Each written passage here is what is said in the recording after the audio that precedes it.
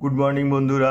আসন্ন RRB group D পরীক্ষায় অঙ্কের যেরকম প্রশ্ন আসার কথা সেরকম 15টি অঙ্কের একটা সেট আজকে করাবো। তো চলো শুরু করি। প্রথম অঙ্ক বলেছে, যদি একটি সংখ্যা এবং তার অনন্যকের যোগফল 7 হয় তাহলে নিচের কোন বিকল্পটি এমন একটি সংখ্যা হতে পারে।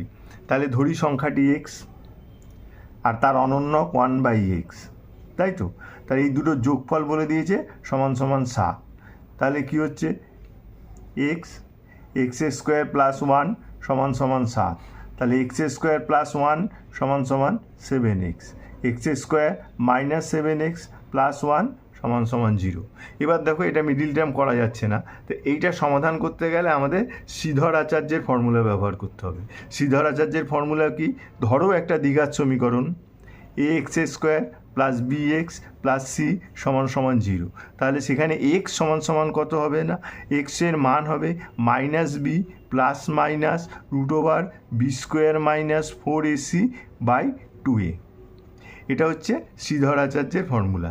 এবার দেখো, এই একটা দ্বিঘাত সমীকরণ, এই দুটো সমীকরণকে তুলনা করলে আমরা কি পাবো না, তুলনা করলে পাবো a সমান সমান 1, b সমান সমান -7 আর c সমান সমান 1।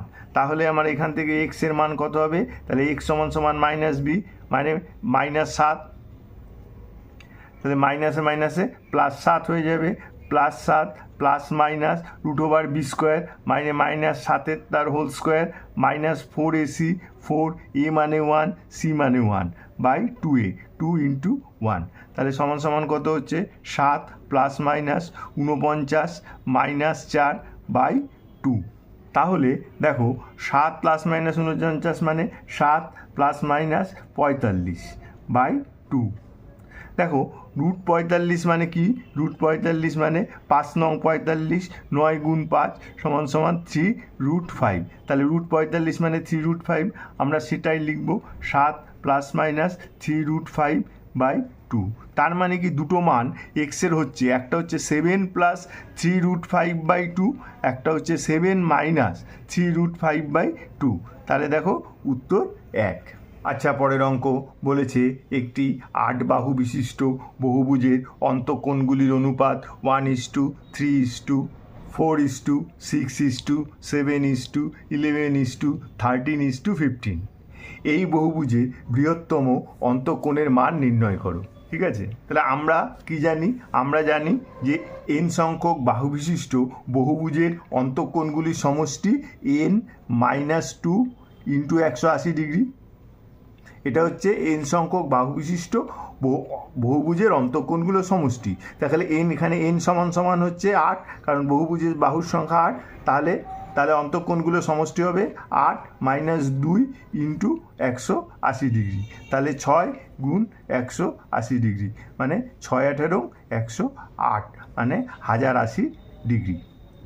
ঠিক আছে, এইবার বলেছে যে 8টা কোণ তার অনুপাত 1:3:4:6:7:11:13:15। 1 2 3 4 5 6 7 8, এই 8টা অন্তঃকোণের অনুপাত। দেখো, এই অনুপাতগুলো দেখে বুঝতেই পারছো এই কোণটা সবচেয়ে বড়। তাহলে এই কোণটার আনুপাতিক ভাগাহার কত?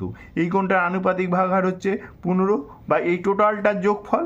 এই টোটালটা যোগ করলে কত হবে, 3 × 1 = 4, 4 × 4 = 8, 8 × 6 = 14, 14 আর 7 21, 21 আর 11 হচ্ছে 33, 21 আর 11 হচ্ছে 32, 32 আর 13 হচ্ছে 45, 45 আর 15 হচ্ছে 60। তাহলে 15/60, এটা হচ্ছে বৃহত্তম কোণ, এইটার আনুপাতিক ভাগাহার। তাহলে বৃহত্তম কোণটার মান কত, এই আনুপাতিক ভাগাহার ইন্টু টোটাল কোণের মান মানে 1080। এটা গুণ করে দিই, 4 15 60, 4 দিয়ে গুণ করলে 4 × 2 = 8, 4 7 28 0। তাহলে 270 ডিগ্রি, উত্তর 3। আচ্ছা, পরের অঙ্ক বলেছে 12% বার্ষিক সুদের হারে 7,500 টাকার ওপর 2 বছর 4 মাসের নিকটতম টাকায় চক্রবৃদ্ধি সুদ নির্ণয় করো। তাহলে দেখো, 7,500 টাকা 2 বছর 4 মাসের চক্রবৃদ্ধি সুদ নির্ণয় করতে দিয়েছে। এই যখন দেখুন 2 বছর 4 মাস বা 2 বছর 6 মাস বা 2 বছর 8 মাসের বার করতে দেবে, প্রথমে আমরা যেটা খালি বছর দেওয়া আছে সেটা বার করব। তাহলে কি করব না, 7,500 টাকার 12% হারে 2 বছরের চক্রবৃদ্ধি সুদ বার করব। তো কী করে বার করি আমরা, 7500 into 1 plus 12/100 to the power square. ফর্মুলাটা একবার লিখে দিচ্ছি, P into 1 plus r/100 to the power n। ঠিক আছে, এবার ক্যালকুলেশন করি। 7512, এটা 4 দিয়ে কাটলে 3 4 12, 4 25 100, তার মানে 25 একে 25 আর 3 28/25 তার স্কোয়ার।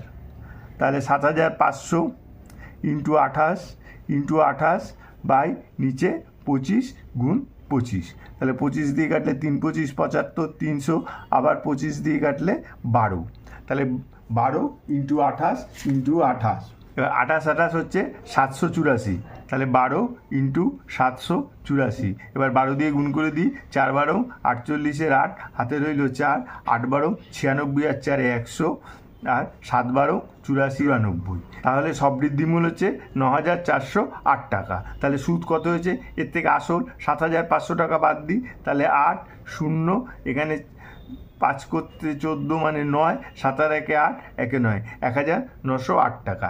এইবার দেখো যে এই যে 2 বছরের সবৃদ্ধিমূল 9408 টাকা, এটা আরও 4 মাস খাটবে। 4 মাস এই 9408 টাকা 4 মাস খাটলে কত টাকা সুদ হবে সেটা বার করতে হবে। তাহলে 9408 ইন্টু 4 মাস খাটবে, সময়টা কত? 4/12 ইন্টু আর, সুদের হার 12%, নিচে 100। এটা হচ্ছে বার করবে হচ্ছে সরল সুদের ফর্মুলায়, যেটা I = PTR/100। এই ফর্মুলাটা দিয়ে বাকি 4 মাসে সুদরা বার করে নেব। তাহলে 4 দিয়ে কাটলে 3 4 12, 3 দিয়ে কাটলে 3 4 12, আর আমরা কিন্তু কাটবো না। এবার 4টা 32, 4 4 16, 4 9 36 একে 37, আর 100 দিয়ে ভাগ করলে হবে হচ্ছে 376.32। এই দেখো বলেছে নিকটতম টাকায় বলেছে, তার মানে এটা 376 টাকা। তাহলে 9408 টাকা 4 মাসে সুদ হবে 376 টাকা, আর আগে 2 বছরের সুদ হয়েছিল 1908 টাকা। এটার সাথে এই 376 টাকা যোগ করে দেবো, তাহলে 376 যোগ করলে 8 আর 6 14, হাতে রইল 1, 7 আর 1 8, 9 আর 3 12, আর 2284 টাকা। উত্তর 1। আচ্ছা, পরের অঙ্ক বলেছে যদি x = 7 - 4√3 হয়, তাহলে √x + 1/√x এর মান নির্ণয় করো। তাহলে দিয়ে দিয়েছে x = 7 - 4√3। তাহলে দেখো এইভাবে দেওয়া থাকলে এইটা হচ্ছে 2ab, ঠিক আছে, এটা মাথায় রাখবে, 2ab। তাহলে কি হচ্ছে 7 - 2 গুণ 2 গুণ √3, তার মানে এটা 2, এটা a, এটা b, তাহলে a মানে হচ্ছে 2, b মানে হচ্ছে √3। তাহলে দেখো -2ab এসে গেছে। তাহলে ফর্মুলাটা কি? a² + b² - 2ab। তাহলে দেখো এখানে a² + b² - 2ab যদি আমি ফর্মুলাটা লিখতে হয়, তাহলে এখানে a মানে কি 2, 2a² মানে 4, b মানে কি √3, √3² মানে 3, তাহলে 4 - 3 - 2 ইন্টু 2 ইন্টু √3। দেখো 2 4 + 3 7, তাহলে 7কে ভেঙে আমরা এটা লিখতেই পারি। তাহলে এটা কি আসছে না 2a² + √3² - 2 গুণ 2 গুণ √3, তার মানে এটা হচ্ছে 2 + √3 তার হোল স্কোয়ার।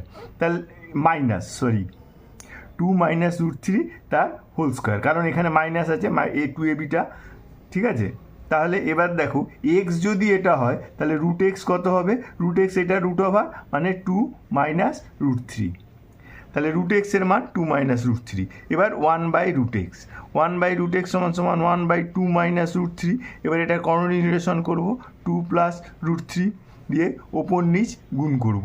তাহলে ওপরে দেখো 2 + √3 হলো, আর নিচে 2a² মানে 4, √3² মানে 3, মানে 4 - 3, তার মানে হচ্ছে 2 + √3। তাহলে 1/√x মানে হচ্ছে 2 + √3।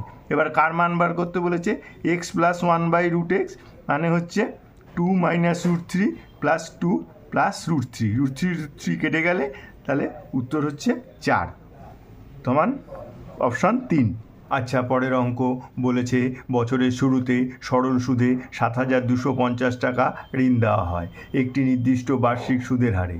6 মাস পর সরল সুদে আরও 3225 টাকা ঋণ দেওয়া হয়, কিন্তু আগের দ্বিগুণ হারে। বছরের শেষে উভয় ঋণের জন্য 300 টাকা সুদ নেওয়া হয়। প্রথম ঋণ দেওয়ার সময় বার্ষিক সুদের হার কত ছিল? 2 স্থান পর্যন্ত মান। ঠিক আছে, তাহলে প্রথম সুদ প্রথম কত টাকা নিয়েছে? 7,250 টাকা নিয়েছে। কত দিনের জন্য? এটা 1 বছরই খেটেছে, সুদের হার বলা নেই। এবং তার ঠিক 6 মাস পরে 3,625 টাকা নেওয়া হয়েছে, যেটা আগের সুদের হারের থেকে দ্বিগুণ সুদের হার দেওয়া হয়েছে। এবার কী হয়েছে? 1 বছর পরে 335 টাকা সে পেয়েছে। তাহলে দেখো, আমি মনে করি প্রথম ঋণ নেওয়ার পরে সুদের হার ছিল X%। তাহলে প্রথম ঋণ নেওয়ার পরে 1 বছর পরে সে প্রথম ঋণের জন্য কত টাকা সুদ দেবে? না, প্রথম ঋণ নিয়েছিল কত? না 7,250 টাকা। তাহলে ইন্টু কত দিনের জন্য? টাইম 1 বছর, আর সুদের হার ধরেছিলাম X%, বাই 100, এত টাকা সুদ দিয়েছিল প্রথম ঋণ নেওয়ার। আর দ্বিতীয় ঋণ নিয়েছে কত টাকা? না 3,625 টাকা। টাইম কত? না 6 মাস। 6 মাস মানে 6/12 বছর চলেছে। আর সুদের হার আগেরটা যদি X% হয়, পরেরটা অবশ্যই 2X%, কারণ সুদের হার ডবল হয়েছে, নিচে 100। তাহলে এই দুটো যোগফলই 335 টাকা। তাহলে দেখো, 6 দিয়ে কাটলে 6 দুগুণে 12। এইবার দেখো কত হচ্ছে?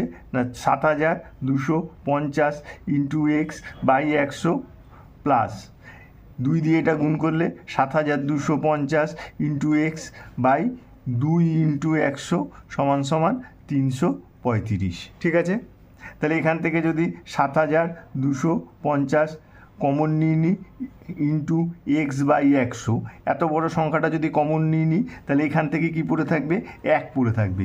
আর পরেরটার থেকে পড়ে থাকছে, দেখো এইটাও কমন চলে যাচ্ছে, এটা কমন চলে যাচ্ছে, এটা কমন চলে যাচ্ছে, তাহলে পড়ে থাকছে 1/2।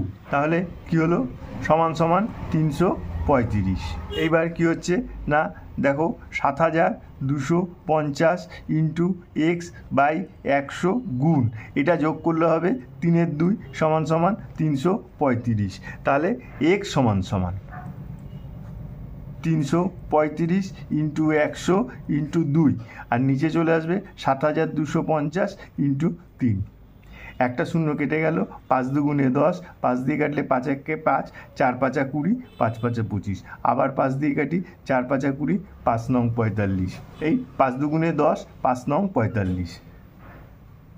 এটা 5 দিয়ে কাটলে 5 6 30, 5 7 35। তাহলে 2 দুগুণে 4, 4 ইন্টু 67, মানে 4 7 28, আর 4 6 24, 25 26, আর নিচে হচ্ছে 3 নং 27, 3 দুগুণে 6, 7 8। এবার এটাকে ভাগ করে দিই, 2 6 8 3 দিয়ে যাবে, 3 7 21, 3 8 24, 25 26। তাহলে 7 পয়েন্ট গেল 0, আবার একটা 0 দিয়ে একটা 0 আনলাম। এবার কবার যাবে? এবার যাবে 8 বার। 7 8 56, 6 হাতে রইল 5, 8 8 64, আর 5 69। তাহলে দেখো 3.08, উত্তর 1।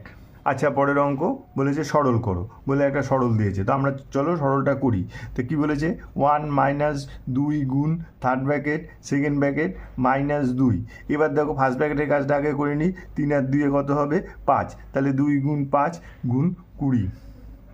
সেকেন্ড ব্র্যাকেট শেষ, ভাগ 2 থার্ড ব্র্যাকেট। তাহলে 1 - 2 গুণ থার্ড ব্র্যাকেট। এবার সেকেন্ড ব্র্যাকেটের কাজটা করি, এটা গুণ করলে 5 দুগুণে 10, 10 20, 200। তাহলে -200 থার্ড ব্র্যাকেট ভাগ 2, না এইখানে থার্ড ব্র্যাকেট হবে।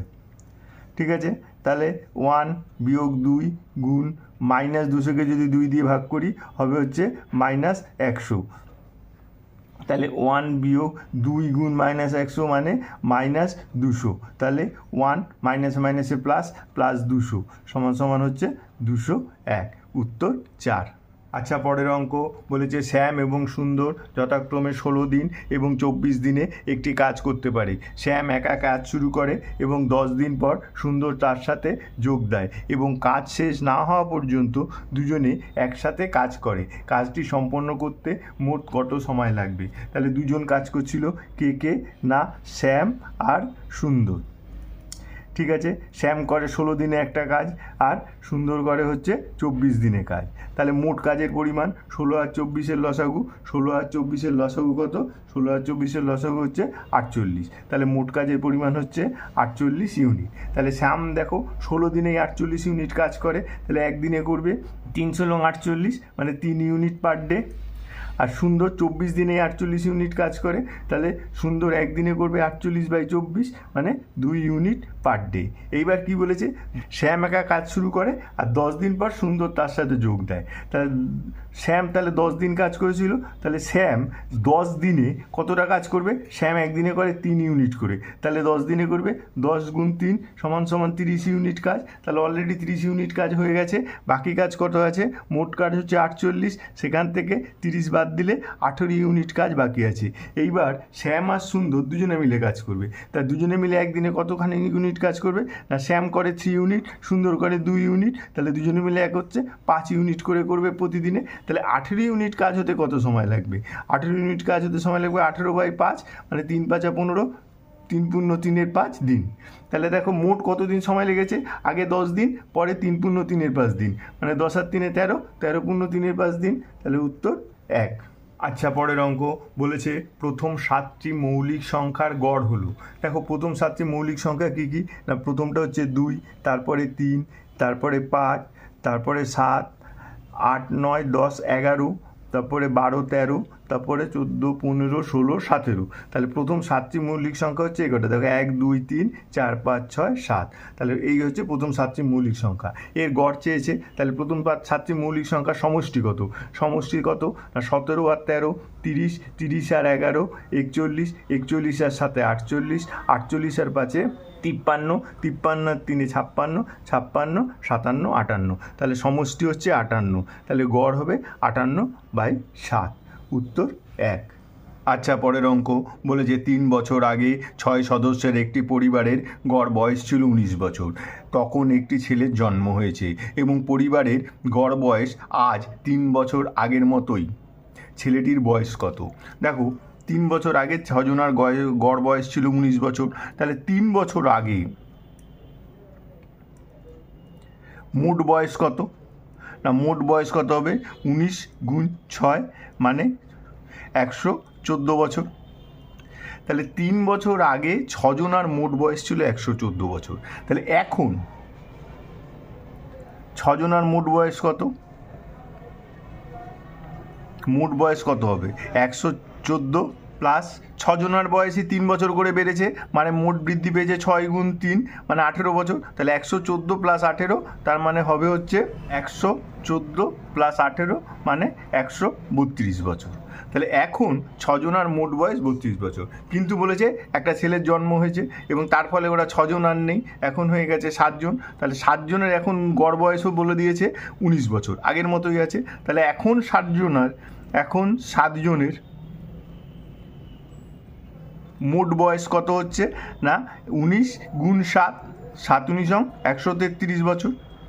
তাহলে এখন 7 জনার মোট বয়স 133 বছর, আর এখন 6 জনার মোট বয়স 132 বছর। যে ছেলেটি জন্ম হয়েছে তার বয়স কত? তার বয়স 133 - 132 মানে 1 বছর, উত্তর 4। আচ্ছা, পরের অঙ্ক বলেছে দুটি কোণ পরস্পরের পূরক কোণ। বৃহত্তর কোণটি ছোট কোণের পরিমাপের 5 গুণের চেয়ে 6 কম। বৃহত্তর কোণের পরিমাপ কত? তাহলে পরস্পর পূরক কোণ মানে কি? পরস্পর পূরক কোণের মানে হচ্ছে যে ধরো এক্স আর ওয়াই, এটা দুটো পরস্পর পূরক কোণ। পূরক কোণ মানে হচ্ছে এক্স প্লাস ওয়াই হবে হচ্ছে 90 ডিগ্রি, এটাই হচ্ছে পূরক কোণের মানে। এবার ধরি ছোট কোণটা এক্স, তাহলে বড় কোণটা কত হবে? বলেছে 5 গুণের থেকে 6 কম। তাহলে 5 গুণ মানে 5x, এর থেকে 6 কম, তাহলে একটা হচ্ছে x, একটা হচ্ছে 5x - 6। এবার এই দুটোর যোগফল হবে 90 ডিগ্রি, কারণ এরা বলে দিয়েছে পূরক কোণ। তাহলে 6x - 6 = 90, 6x = 6 এই পাশে গেলে 96, x = 6 × 16 = 96, মানে ছোটো কোণটার মান 16। তাহলে বড় কোণটা কত হবে? 5 × 16 - 6, 5 × 16 = 80 - 6 মানে 74 ডিগ্রি, উত্তর 3। আচ্ছা, পরের অঙ্ক বলেছে গাছের পাদদেশ থেকে 300 মিটার দূরে মাটির একটি বিন্দু থেকে একটি গাছের শীর্ষের উন্নতি কোণ ছিল 30 ডিগ্রি।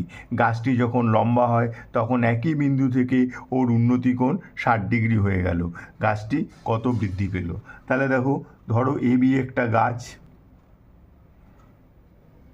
এই বি বিন্দু থেকে 300 মিটার দূরে একটা পয়েন্ট থেকে গাছটির উন্নতি কোণ ছিল হচ্ছে 30 ডিগ্রি।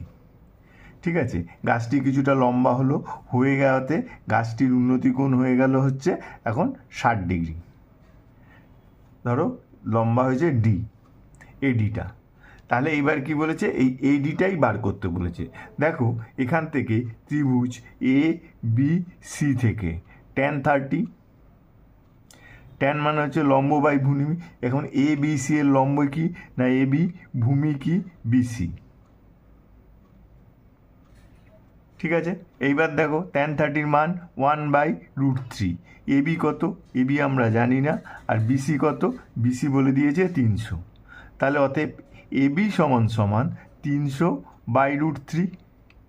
তার মানে 300 মানে 3 × 100/√3, √3 আর 3 কাটলে √3, তার মানে 100√3।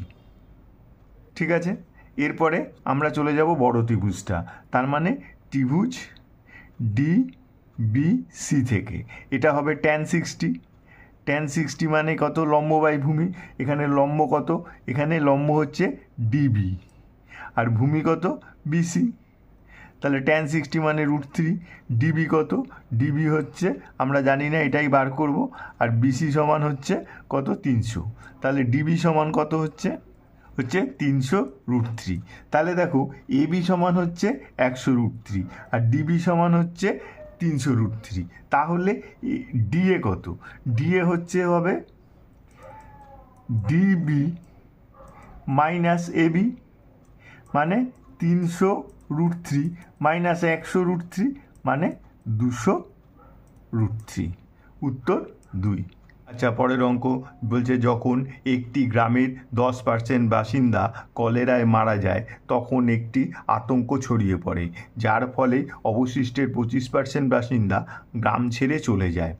এরপর জনসংখ্যা কমে 4050 জনে দাঁড়ায়। গ্রামের মোট বাসিন্দার সংখ্যা নির্ণয় করো। তাহলে গ্রামের মোট বাসিন্দা মনে করি 100 জন। তাহলে 10% বাসিন্দা কলেরাতে সে মরে গেলে বাকি থাকে 100 - 10 = 90 জন।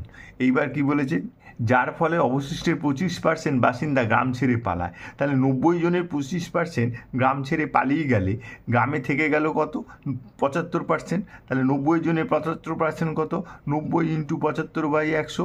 এই যে জনসংখ্যা ছিল এই সংখ্যাটাই হচ্ছে 4050। তাহলে 100 জন হবে হচ্ছে 4050, এটা নিচে চলে আসবে 90 × 75 আর উপরে যাবে হচ্ছে 100 × 100। এবার এটা ক্যালকুলেশন করে দিই, 0 0 4 25 100, 3 25 75, 3 দিয়ে কাটলে 3 1 কে 3, 3 3 কে 9, 3 5 15। এবার 9 দিয়ে কাটলে 9 15 135 0। তাহলে 4 15 60, এখানে একটা 0, এখানে 6000। মোট জনসংখ্যা ছিল 6000 জন। উত্তর 4। আচ্ছা, পরের অঙ্ক বলেছে একটি সিলিন্ডারের ব্যাসার্ধ তার উচ্চতার চেয়ে 5 সেন্টিমিটার বেশি। যদি সিলিন্ডারের পৃষ্ঠতলের ক্ষেত্রফল 792 সেন্টিমিটার স্কোয়ার হয় তাহলে সিলিন্ডারের আয়তন সেন্টিমিটার কিউবে হবে। তাহলে সিলিন্ডারের আয়তনটা বার করতে বলেছে। তাহলে দেখো কি বলেছে, ব্যাসার্ধ তার উচ্চতার থেকে 5 সেন্টিমিটার বেশি। ঠিক আছে, তাহলে ধরি উচ্চতা, হাইটটা কত, x সেন্টিমিটার। তাহলে আর কত হবে, x + 5। এইবার কি বলেছে না, তার পৃষ্ঠতলের ক্ষেত্রফল 792 সেন্টিমিটার স্কোয়ার। আমরা জানি কি সিলিন্ডারের পৃষ্ঠতলের ক্ষেত্রফলের ফর্মুলা কি, 2πr/h। এটাই হচ্ছে 792। তাহলে 2π মানে 22 × 7, আর মানে কত, আর মানে হচ্ছে x + 5 আর h = x। তাহলে এটাই হচ্ছে 792। তাহলে এইদিকে এটা গুণ করলে x² + 5x = কত হচ্ছে 792, নিচে 22 × 2 ওপরে 7। 2 দিয়ে কাটলে 3 2 6, 9 2 18, 6 2 12, 11 দিয়ে কাটলে 11 2 22, 3 11 33, 6 11 66। 2 দিয়ে কাটলে 18 2 36। তাহলে কত হচ্ছে না, x² + 5x = 7 18 126। তাহলে x² + 5x - 126 = 0। এটা একটা মিডিল টার্ম করি, x² + 9 14 126 + 14x - 9x মাইনাস 126 সমান সমান 0। তাহলে এটা হবে এক্স প্লাস 14 আর এক্স মাইনাস 9 সমান সমান 0। তাহলে এক্সের মান হচ্ছে, এক্সের মান কত হবে না, এক্সের মান হবে হচ্ছে মাইনাস 14 আর প্লাস 9। তাহলে মাইনাস কখনো মান হয় না, তাহলে 9। 9 মানে উচ্চতা কত হচ্ছে, উচ্চতা হচ্ছে 9 আর ব্যাসার্ধ হচ্ছে 9 আর 5 14। ঠিক আছে, তাহলে এবার কি বলেছে, সিলিন্ডারের আয়তন। আমরা সিলিন্ডারের আয়তন কি জানি, পাই আর স্কোয়ার এইচ। তাহলে পাই মানে কত, 22/7। আর মানে কত, এখানে আর মানে বলে দিয়েছে হচ্ছে 14, আমরা বার করলাম, ইন্টু এইচ হচ্ছে 9। তাহলে 7 দুগুণে 14। এবার এটা গুণ করতে হবে, 22 দুগুণে 44, 44কে 9 দিয়ে গুণ করলে 4 নং 36, 4 নং 36, 37, 37, 39 ইন্টু 14। এটার মানে হচ্ছে 5544 সেন্টিমিটার কিউব। উত্তর 3। আচ্ছা, পরের অঙ্ক বলেছে যদি 584 স্কোয়ার সমান সমান 3,41,056 হয় তাহলে 34.1056 বর্গমূলের মান হলো। দেখো 341,056 এর বর্গমূল কত হবে, এর বর্গমূল হবে 584, তাই তো। তাহলে এবার আমাকে কার বর্গমূল বার করতে বলেছে না, 34.1056 এর বর্গমূল। তাহলে দেখো এই সংখ্যাটার এই সংখ্যাটা একই, খালি একটা দশমিক, এই দশমিকটা এখন নেই ধরো, তাহলে কি এইটা নেই, তাহলে কী হবে, এর বর্গমূল হবে 584, কিন্তু এবার এখানে একটা দশমিক বসেছে, এই দশমিকের জন্য এখানে একটা দশমিক আসবে, কিন্তু ক ঘর পরে আসবে সেটা ব্যাপার। দেখো সবসময় একটা কথা মনে রাখবে, বর্গমূল করতে গেলে যেই সংখ্যাটার বর্গমূল করছো তার যতগুলো সংখ্যা আগে দশমিক আছে তাকে 2 দিয়ে ভাগ করলেই বর্গমূল করার পর যে উত্তরটা আসবে সেইখানে ততগুলো সংখ্যার পর দশমিক বসবে। যেমন এখানে কটা সংখ্যার পর দশমিক আছে, যেই সংখ্যাটার বর্গমূল করতে বলেছে সেটার হচ্ছে 4টে সংখ্যার পর দশমিক আছে। তাহলে এর বর্গমূল করলে যে সংখ্যাটা পাবো তার কটা ঘর পর দশমিক হবে, বলেছি যে যতগুলো ঘর পর দশমিক ছিল তাকে 2 দিয়ে ভাগ করে দিতে হবে, মানে 2টো ঘর পর দশমিক হবে, তার মানে 1টা 2টো, তাহলে 5.84। উত্তর 4।